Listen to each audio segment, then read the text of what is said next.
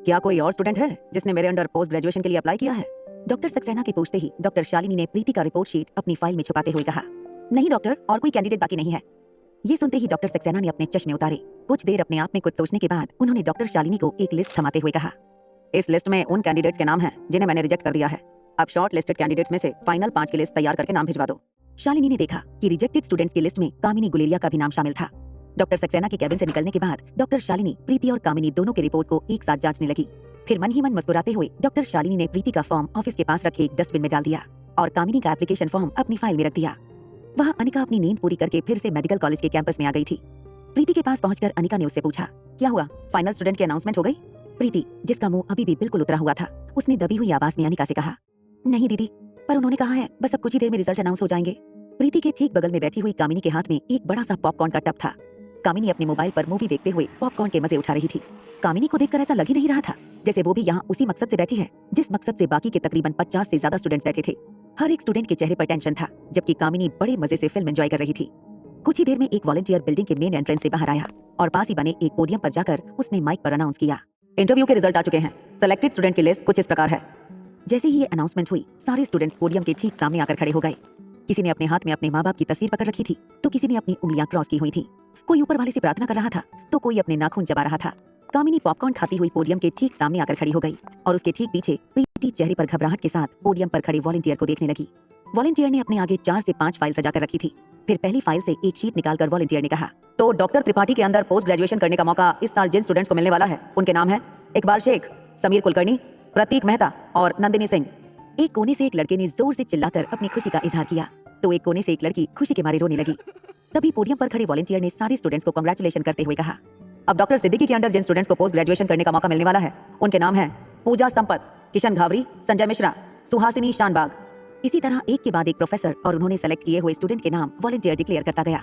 लगभग 45 बच्चों का नाम डिक्लेयर होने के बाद वॉलंटियर ने आखिरी लिस्ट निकाली, जिनमें उन बच्चों का नाम था जिन्हें इस साल डॉक्टर सक्सेना ने अपने अंडर पोस्ट ग्रेजुएशन करने का मौका दिया था। जैसे ही वॉलंटियर ने डॉक्टर सक्सेना का नाम माइक पर अनाउंस किया, कामिनी ने अपने कानों से ईयरफोन निकाल दिए और अपने हाथ में पकड़ा हुआ पॉपकॉर्न का डिब्बा चेयर पर रख दिया। हाथ झटकते हुए मुस्कुराकर वो अपने नाम का इंतजार करने लगी। प्रीति के चेहरे की घबराहट अब उसके माथे पर पसीना बनकर दिखाई देने लगी थी। प्रीति ने अपनी राइट हैंड की 2 उंगलियां क्रॉस कर रखी थी। अनिका प्रीति की हालत समझ सकती थी, मगर वो ये भी जानती थी कि इस वक्त प्रीति को कोई भी दिलासा देना बिल्कुल नाकाम होता। पोडियम पर खड़े वॉलंटियर ने डॉक्टर सक्सेना की सेलेक्टेड स्टूडेंट्स का नाम देना शुरू किया, धर्मेश अग्रवाल, प्रवीण पुजारा, रेशमा कुरैशी। अब एक आखिरी नाम अनाउंस होना बाकी था, तो एक बड़ी सी स्माइल देते हुए कामिनी ने प्रीति की ओर देखा और एक हाथ से प्रीति की पीठ थपथपाते हुए कहा, बेटर लक नेक्स्ट टाइम। अफसोस, इस बार तुम्हारा सिलेक्शन नहीं हो पाया। तभी वॉलंटियर ने माइक पर 5वां नाम अनाउंस किया, राहुल गुप्ता। ये नाम सुनते ही कामिनी के होश उड़ गए। उसे समझ नहीं आ रहा था कि क्यों इस लिस्ट में उसका नाम शामिल नहीं था। नीचे खड़ी कामिनी ने भीड़ के बीच से चिल्लाते हुए वॉलंटियर से पूछा, एक्सक्यूज मी, आपसे कोई गलती हो रही है? क्या आपने सारे नाम सही पढ़े हैं या कोई एक नाम आपने कम अनाउंस किया होगा? प्लीज चेक कीजिए। पोडियम पर खड़े वॉलंटियर के लिए स्टूडेंट का ऐसा रिएक्शन बहुत ही आम बात होती थी, इसलिए कामिनी को सांत्वना देते हुए वॉलंटियर ने कहा, देखिए, मुझे बड़े अफसोस के साथ कहना पड़ रहा है कि हमारे पास लिमिटेड सीट्स होने की वजह से हमें ना चाहते हुए भी काफी डिजर्विंग कैंडिडेट्स को भी रिजेक्ट करना पड़ता है। मगर आप लोग निराश मत होइए, जिनका सिलेक्शन नहीं हुआ है उन्हें अगले साल फिर मौका दिया जाएगा। आप सब अगले साल और मेहनत कीजिए और दोबारा कोशिश कीजिए। I wish you all the best. ये कहते हुए वॉलंटियर्स पोडियम से उतरकर फिर से बिल्डिंग के अंदर चला गया। कामिनी दौड़कर उसके पीछे गई, मगर बिल्डिंग की एंट्रेंस पर पहुंचने से पहले कुछ लेडी वॉलंटियर्स ने कामिनी को रोक लिया। कामिनी जोर जोर से चिल्लाने लगी, आप लोगों से कोई गलती हो रही है। अरे डॉक्टर सक्सेना से खुद मैंने बात की थी। हेलो। कामिनी जोर जोर से चिल्लाने लगी, मगर उसको अंदर जाने की इजाजत नहीं दी गई। तभी वो वॉलंटियर जिसने सारे सेलेक्टेड कैंडिडेट्स के नाम अनाउंस किए थे, वो बिल्डिंग से वापस बाहर आया और कामिनी और बाकी बच्चों से कहने लगा, आई एम सॉरी, अभी अभी सचमुच मुझसे एक बहुत बड़ी गलती हो गई। जैसे ही उस वॉलंटियर के मुंह से ये बात निकली, कामिनी की जान में जान आ गई और वो सबसे कहने लगी, देखा, मुझे पता था। ये कैसे हो सकता है कि मेरा नाम उस लिस्ट में ना हो? चलिए, मगर कोई बात नहीं, इससे पहले की देर हो जाती। आपको अपनी गलती का एहसास हो गया, थैंक गॉड। वॉलंटियर ने सारे स्टूडेंट्स का ध्यान अपनी ओर खींचते हुए कहा, इस साल हमारी यूनिवर्सिटी में एक नई प्रोफेसर पैनल में शामिल हुई है, डॉक्टर शालिनी। जिन स्टूडेंट्स को अपने प्रेफर्ड प्रोफेसर के अंडर एडमिशन नहीं मिला है, उनमें से कुछ बच्चों को डॉक्टर शालिनी ने अपने अंडर पोस्ट ग्रेजुएशन करने का मौका दिया है। डॉक्टर शालिनी के सेलेक्टेड कैंडिडेट्स के 5 नाम में से एक नाम कामिनी गुलेरिया का भी था। सारे नाम अनाउंस करके वॉलंटियर फिर से बिल्डिंग के अंदर चला गया। कामिनी शॉक में खड़ी उस वॉलंटियर को अंदर जाते हुए देख रही थी। उसे समझ नहीं आ रहा था कि वॉलंटियर की इस बात पर उसे खुश होना चाहिए या फिर डॉक्टर सक्सेना के रिजेक्शन पर उसे मायूस होना चाहिए। जो कुछ भी हुआ था वो समझ नहीं पा रही थी। तभी उसके कंधे पर प्रीति ने हाथ रखकर कहा, कांग्रेचुलेशन कामिनी। चाहे डॉक्टर शालिनी अभी यूनिवर्सिटी में नहीं है, मगर हर बड़ा प्रोफेसर कभी ना कभी छोटा होता है और फिर तुम्हें खुश होना चाहिए कि तुम सेलेक्ट हो गई हो। देखो, यहाँ कितने ऐसे बच्चे हैं मेरी तरह जिन्हें तो सेलेक्ट ही नहीं किया गया है। प्रीति का हाथ झटकते हुए कामिनी ने कहा, सेलेक्ट तो मुझे होना ही था, मगर डॉक्टर सक्सेना के अंडर। पता नहीं उस बूढ़े ने मुझे क्यों रिजेक्ट कर दिया है। और हाँ, तुम ज्यादा खुश मत होना, क्योंकि मेरा सिलेक्शन उनके अंडर नहीं हुआ है, बल्कि ये मत भूलना तुम्हें किसी प्रोफेसर ने सेलेक्ट नहीं किया। और अगर तुम सेलेक्टेड स्टूडेंट की लिस्ट देखो तब तुम्हें पता चलेगा कि तुम कितनी स्टूपिड हो। 60 बच्चों ने ये इंटरव्यू राउंड अपीयर किया था, जिसमें से 50 बच्चों का सिलेक्शन हो गया है। तुम उन 10 लोएस्ट रैंक बच्ची में हो जिनका सिलेक्शन ही नहीं हुआ है। अब सोच लो कि अगले साल भी अगर तुम मेहनत करके भी आओगी तो तुम्हारा कुछ नहीं होने वाला। इसलिए मुझसे जलने से अच्छा होगा कि किसी छोटी मोटी फार्मेसी में नौकरी कर लो, इसी में तुम्हारी भलाई है। कामिनी ने ये बात इतनी दूर से कही थी कि आसपास खड़े सारे बच्चे ये सुनकर प्रीति की ओर दया से देखने लगे। प्रीति, जो जेन्युइनली कामिनी को दिलासा देना चाहती थी, कामिनी ने उल्टा उसे ही सबके सामने बेइज्जत कर दिया था। प्रीति के लिए अचानक ही पूरी सिचुएशन बहुत ही एम्बैरेसिंग बन चुकी थी। थोड़ी दूर खड़ी अनिका ने कामिनी की सारी बातें सुनी। इस बार कामिनी को एक करारा जवाब देने की जगह अनिका ने अपनी जेब से अपना फोन निकाला और फोन में कुछ टाइप करके उसने फोन दोबारा जेब में रख दिया। कामिनी और सेलेक्ट किए हुए बाकी के स्टूडेंट्स गेट पर खड़े होकर वॉलंटियर से अपनी आगे की प्रोसीजर के बारे में पूछताछ कर रहे थे। तभी अचानक फिर से वही वॉलंटियर वापस बाहर आया जिसने सेलेक्टेड बच्चों का नाम अनाउंस किया था। इंटरनल माइक सिस्टम पर अनाउंस करते हुए उस वॉलंटियर ने कहा, पता नहीं आज क्या हो गया है, मगर एक और नाम लिस्ट में अनाउंस नहीं हुआ था। एक कैंडिडेट और है जिसे एक्सेप्ट किया गया है। वॉलंटियर की ये बात सुनकर न सिर्फ बाकी बच्चे बल्कि खुद डॉक्टर शालिनी भी शॉक हो गई थी। सारे प्रोफेसर ने जिन जिन बच्चों को सेलेक्ट किया था उन सभी बच्चों की लिस्ट डॉक्टर शालिनी के पास थी और सारे बच्चे इस वक्त उसकी नजर के सामने ही खड़े थे। फिर ये कौन सा नाम था जो लिस्ट में से चूक गया था? ये बात खुद डॉक्टर शालिनी भी नहीं समझ पा रही थी। तभी वॉलंटियर ने एक बड़ी सी स्माइल देते हुए माइक पर अनाउंस किया, इस बार डॉक्टर अमृता ने एक कैंडिडेट को अपने अंडर पोस्ट ग्रेजुएशन करने का मौका दिया है। डॉक्टर अमृता का नाम सुनते ही सारे के सारे मेडिकल स्टूडेंट्स और कॉलेज के वॉलंटियर्स सरप्राइज हो गए। जैसे ही डॉक्टर अमृता का नाम माइक पर सुनाई दिया, अचानक ही पूरे कॉरिडोर में शांति छा गई और सभी लोग बिना पलकें झपकाए बस अनाउंस कर रहे वॉलंटियर को देख रहे थे। तभी एक स्टूडेंट ने चुप्पी तोड़ते हुए अनाउंस कर रहे वॉलंटियर से पूछा, डॉक्टर अमृता ने हम में से किसी को चुना है? और कौन है वो खुशनसीब जिसे डॉक्टर अमृता ने चुना है? मेरे ख्याल में वो कोई बहुत स्पेशल स्टूडेंट होगा। उसका नाम क्या है? ये पहली बार था जब डॉक्टर अमृता ने किसी भी स्टूडेंट को अपने अंडर पोस्ट ग्रेजुएशन करने का मौका दिया था। अनाउंसमेंट सुनने के बाद कामिनी का मुंह खुला का खुला ही रह गया था। जब कामिनी ने देखा कि प्रीति भी अनाउंस कर रहे वॉलंटियर को बड़े ध्यान से देख रही थी, तब कामिनी ने प्रीति के सर के पिछले हिस्से में एक चपत लगाते हुए कहा, अरे बुद्धू, तुम क्यों देख रही हो वहाँ पर? तुम्हें पता भी है डॉक्टर अमृता कौन है? अरे जो डॉक्टर लाखों रुपए फीस देने के बाद भी बड़े बड़े वीआईपीओ की ऑपरेशन के लिए अपॉइंटमेंट नहीं देती, वो क्या तुम्हें सेलेक्ट करेगी? पता नहीं जिस किसी स्टूडेंट को उसने सेलेक्ट किया है, उस स्टूडेंट के खानदान ने इतनी बड़ी डॉक्टर को कैसे बनाया होगा। मेरे ख्याल में तो ये जो कोई भी स्टूडेंट है वो बहुत ही ऊपर की पहुंच रखता होगा। जरूर किसी बड़े मिनिस्टर की सिफारिश से ये एडमिशन उसे मिला होगा। जब कामिनी ये सारी बातें कर रही थी, तभी उस वॉलंटियर ने नाम अनाउंस किया, और उस लकी और स्पेशल स्टूडेंट का नाम है मिस प्रीति कामरा। प्रीति का नाम कानों पर पड़ते ही कामिनी को ऐसा लग रहा था जैसे उसकी जबान अभी अभी किसी ने उसके मुंह से खींच ली हो। फटी हुई आंखों से कामिनी कभी उस वॉलंटियर को देखती तो कभी प्रीति की ओर। प्रीति को खुद ये यकीन नहीं हो रहा था कि डॉक्टर अमृता ने उसे as a post graduate student accept किया था। प्रीति हैरानी से मेडिकल कॉलेज के स्टाफ की ओर देखने लगी। जब लोगों को रियलाइज हुआ कि प्रीति कामरा कामिनी की बगल में खड़ी हुई लड़की थी, तो एक के बाद एक सबके सर प्रीति की ओर घूमने लगे। लोग प्रीति को अचानक ही बड़ी ही इज्जत से मुस्कुराते हुए देखने लगे। सभी स्टूडेंट्स इशारा करके एक दूसरे का ध्यान प्रीति की ओर खींचने लगे। फिर धीरे धीरे किसी ने क्लैप करना शुरू किया और देखते ही देखते कॉरिडोर में खड़े सारे बच्चे प्रीति की ओर देखकर क्लैप करने लगे। डॉक्टर अमृता के अंडर पोस्ट ग्रेजुएशन करने का मतलब साफ था कि प्रीति भविष्य की एक बहुत ही रेप्यूटेड सर्जन बनने वाली थी। प्रीति इस वक्त अपनी इमोशंस को कंट्रोल नहीं कर पा रही थी। उसके आसपास जो कुछ भी चल रहा था वो बिल्कुल मैजिकल था। लोगों के कंग्रेचुलेट करने पर प्रीति उन्हें जवाब भी नहीं दे पा रही थी। बस जैसे जैसे लोग प्रीति से हाथ मिलाते गए, प्रीति शॉक और सरप्राइज में बस अपना हाथ आगे बढ़ाकर लोगों से हाथ मिलाती रही। एक लड़की ने प्रीति को कंग्रेचुलेट करते हुए कहा, मुझे लगता है डॉक्टर सक्सेना ने तुम्हें इसीलिए सेलेक्ट नहीं किया क्योंकि डॉक्टर अमृता की तुम पर पहले से नजर थी। तभी एक लड़के ने प्रीति को विश करते हुए पूछा, मगर ये तो बताओ कि जिस डॉक्टर को एक अपॉइंटमेंट के लिए बड़े से बड़े मिनिस्टर भी महीनों तक धक्के खाते हैं, तुम उस लेजेंडरी डॉक्टर अमृता तक पहुंची कैसे? तुम कैसे जानती हो उन्हें? डियर लिसनर, आपके बेहतर अनुभव के लिए लॉग्ड एपिसोड्स कॉइन्स से ऑटो अनलॉक हो।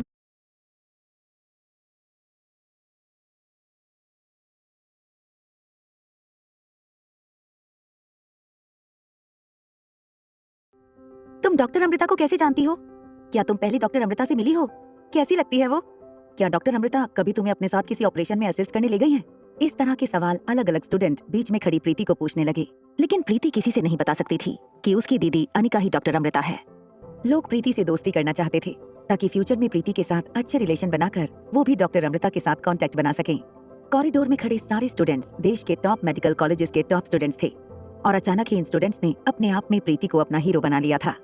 जो प्रीति अभी 2 मिनट पहले इस बात से मायूस थी कि वो शायद इन सारे बच्चों में सबसे कमजोर स्टूडेंट थी, वो अचानक उन्हीं बच्चों की नजरों में एक स्टार बन चुकी थी।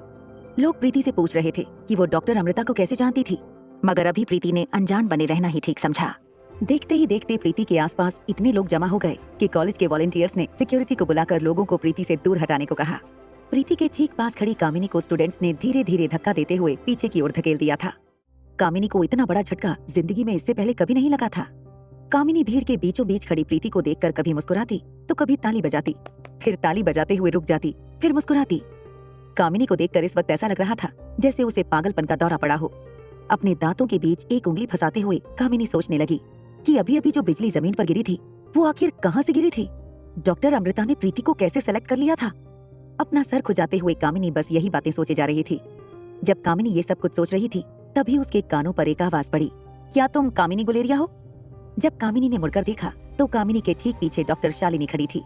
डॉक्टर शालिनी ने मुस्कुराते हुए कामिनी से कहा, तो तुम अपनी पोस्ट ग्रेजुएशन मेरे अंडर करोगी? तो अभी से तुम वही करोगी जो मैं कहूंगी। तुम्हें मेरे ऑर्डर्स को फॉलो करना होगा to be a good student. एक काम करो, जितने भी कैंडिडेट सेलेक्ट हुए हैं उन्हें कांटेक्ट करके आगे का प्रोसीजर तुम बताओगी। अब चलो मेरे साथ, मैं तुम्हें जो जो फॉर्म दूंगी वो तुम बाकी कैंडिडेट्स को डिस्ट्रीब्यूट कर देना। इस वक्त कामिनी को किसी भी तरह प्रीति के पास जाकर उससे ये बात जाननी थी कि उसने कैसे डॉक्टर अमृता को अप्रोच किया था, मगर उसके पास कोई चॉइस नहीं थी। उसे अपनी मेंटोर डॉक्टर शालिनी के दिए गए इंस्ट्रक्शन को फॉलो करना था। रास्ते में डॉक्टर शालिनी ने कामिनी से पूछा, ये जो लड़की है प्रीति कामरा, वो तुम्हारी क्या लगती है? अपनी मुट्ठी कचकचाते हुए पीछे चल रही कामिनी ने डॉक्टर शालिनी को जवाब देते हुए कहा, वो मेरी कजन है।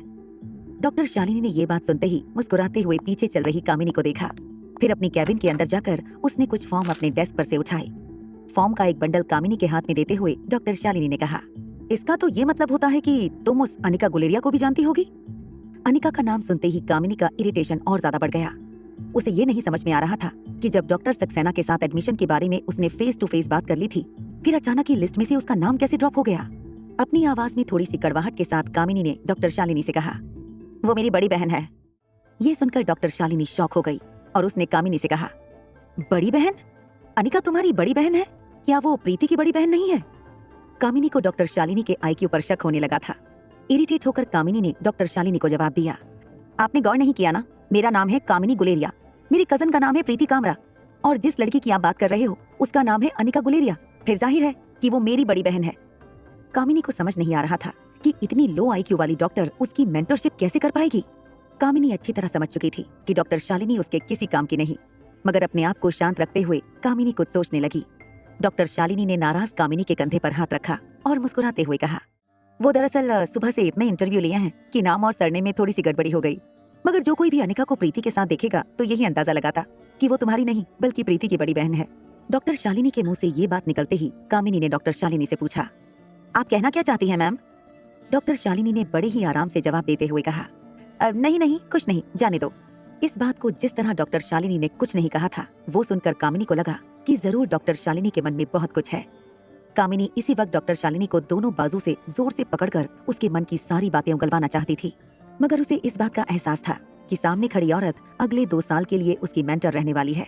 इसलिए अपने आप पर काबू पाते हुए कामिनी ने डॉक्टर शालिनी से पूछा, देखिए अगर आपके मन में कोई भी बात हो तो खुलकर मुझे बताइए, मैं आपको आपके हर सवाल का जवाब दूंगी। अपनी चेयर पर रिलैक्स करते हुए डॉक्टर शालिनी ने कामिनी से कहा, ऐसी कोई बात होगी तो मैं जरूर तुम्हें बताऊंगी। मैं देख रही हूँ कि हम दोनों के बीच काफी अच्छा तालमेल बैठ रहा है, मगर इस वक्त मैं सिर्फ इतना ही पूछना चाहती हूँ कि क्या तुम मुझे बता सकती हो कि तुम्हारी बहन अनिका डॉक्टर अमृता को इतनी अच्छी तरीके से कैसे जानती है? डॉक्टर शालिनी के मुंह से ये बात सुनते ही तुरंत कामिनी ने इस बात को हंसी में उड़ाते हुए कहा, ये आपसे किसने कह दिया कि अनिका डॉक्टर अमृता को जानती है? आप किसी बहुत बड़ी गलतफहमी में हैं। कामिनी की इस बात पर अपनी चेयर से उठकर आगे आते हुए डॉक्टर शालिनी ने कहा, तुमने अभी अभी कहा तुम उसकी बहन हो, तुम इतना भी नहीं जानती कि तुम्हारी बहन डॉक्टर अमृता को अच्छी तरह जानती है? ये बात सुनने के बाद कामिनी के मुंह से लगभग एक चीख निकल गई। तेज और ऊंची आवाज में कामिनी ने डॉक्टर शालिनी से कहा, क्या ये क्या बात कर रही हैं आप? मेरी बहन अनिका डॉक्टर अमृता को अच्छी तरह जानती है? ये बात आप कैसे कह सकती हैं?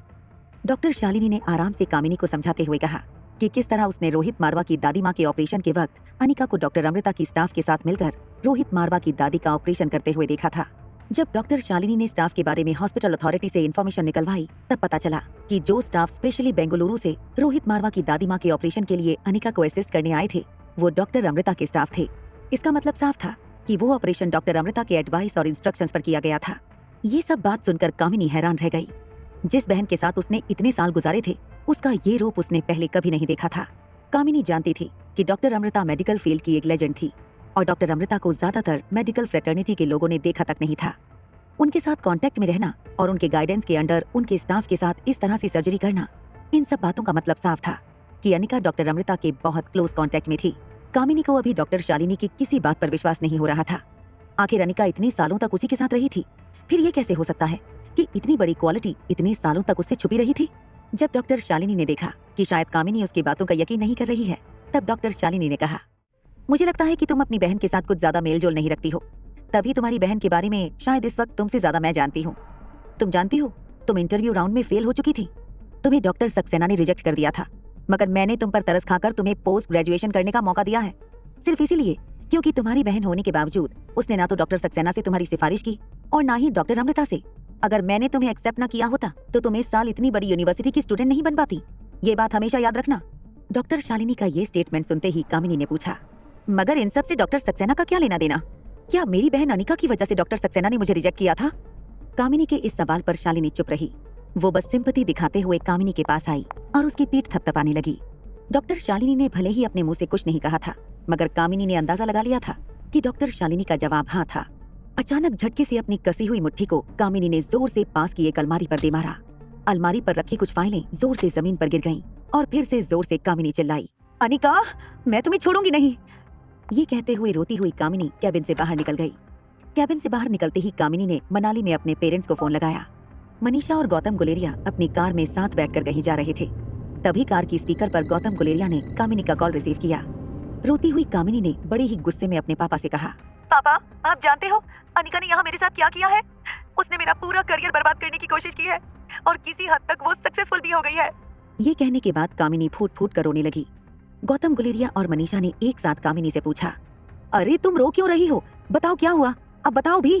कुछ देर फोन पर सिसकियां लेने के बाद कामिनी ने कहा, अनिका ने उस प्रीति को डॉक्टर अमृता के अंडर पोस्ट ग्रेजुएशन में एडमिशन दिलवा दिया है और तो और उसने डॉक्टर सक्सेना के सिलेक्ट किए हुए स्टूडेंट्स की लिस्ट में से मेरा नाम हटवा दिया है। एक भली प्रोफेसर ने मेरे साथ ये इनजस्टिस होते हुए देख लिया और मेरा फ्यूचर बर्बाद ना हो, इसलिए मुझे अपने अंडर पोस्ट ग्रेजुएशन करने का मौका दे दिया, मगर उस अनिका ने कोई कसर नहीं छोड़ी थी मुझे बर्बाद करने के लिए। जैसे ही मनीषा और गौतम ने ये बात सुनी, मनीषा गुस्से से आग बबूला हो गई। मनीषा ने गौतम पर चिल्लाते हुए कहा, ये सारी तुम्हारी गलती है। मैं उसके बचपन से कह रही थी कि ये लड़की एक दिन हमें ऐसा दिन दिखलाएगी जो हम कभी नहीं भूल पाएंगे, और देखो आज उसने अपनी छोटी बहन के साथ क्या किया है। सब तुम्हारी गलती है। कहा था सांप को पालने का नतीजा बहुत बुरा होगा, और आज वो दिन आ गया। तुमने जिस सांप को पाला था आज उसी ने तुम्हारी बेटी को डस लिया। कार चला रही गौतम गुलेरिया ने गाड़ी को ब्रेक लगाई और जोर से स्टीयरिंग व्हील पर अपना हाथ मारते हुए कहा, मैंने कभी सोचा नहीं था कि जिस लड़की को हमने पाल पोस कर इतना बड़ा किया वो एक दिन हमारे साथ ऐसा धोखा करेगी। मगर याद रखना, इस बार मैं भी उसे छोड़ने वाला नहीं हूँ। मैं अभी आ रहा हूँ पहली फ्लाइट पकड़कर दिल्ली। अपनी बेटी के साथ की हुई हर जाति का जब तक उससे बदला नहीं मिल जाता तब तक मैं भी चैन से नहीं बैठूंगा। इस बार उस किशन मल्होत्रा को अपनी भांजी के किए की बहुत बड़ी कीमत चुकानी होगी। इस बात पर मनीषा ने गौतम को ताना मारते हुए कहा, बस तुम हमारे सामने ही बड़ी बड़ी बातें करो, जब तुम्हारी बड़ी बेटी सामने आ जाती है तब तो तुम्हारी बोलती बंद हो जाती है। ये मत भूलो कि कामिनी भी तुम्हारी बेटी है, और अगर तुम गुस्से में आकर पहली फ्लाइट पकड़कर वहाँ चले भी गए और सबके सामने अनिका ने इस बार तुम्हें पहचानने से इनकार कर दिया तो पता नहीं जब से उसे अपने वो खोए हुए मामा मामी मिले हैं तब से हमारे साथ वो किस तरह का बर्ताव करती है। गौतम ने भी मनीषा पर अपनी आवाज चढ़ाते हुए कहा, पहचानेगी कैसे नहीं मुझे, बाप हूँ मैं उसका। अगर वो मुझे पहचानने से इनकार करती है तो मैं उसे कोर्ट भी खींच कर ले जा सकता हूँ, और उसके साथ साथ मल्होत्रा खानदान को भी। मुझे अगर पहचानने से इनकार किया तो ये बात उन्हें बहुत भारी पड़ सकती है। ये कहने के बाद गौतम गुलेरिया ने कामिनी का फोन डिस्कनेक्ट कर दिया और तुरंत ही अपने ट्रैवल एजेंट से दिल्ली की एक फ्लाइट टिकट बुक करने को कहा। वहाँ अनिका को अचानक ही राजलक्ष्मी का कॉल आया। जब अनिका ने फोन उठाया तो दबी हुई आवाज में राजलक्ष्मी ने फोन पर अनिका से कहा, मुझे तुम्हारे भेजे हुए सैंपल के डीएनए रिपोर्ट मिल गए हैं। और उसकी मां को यूं जलील किया गया था। क्या है शिवम की सच्चाई? कौन है वो?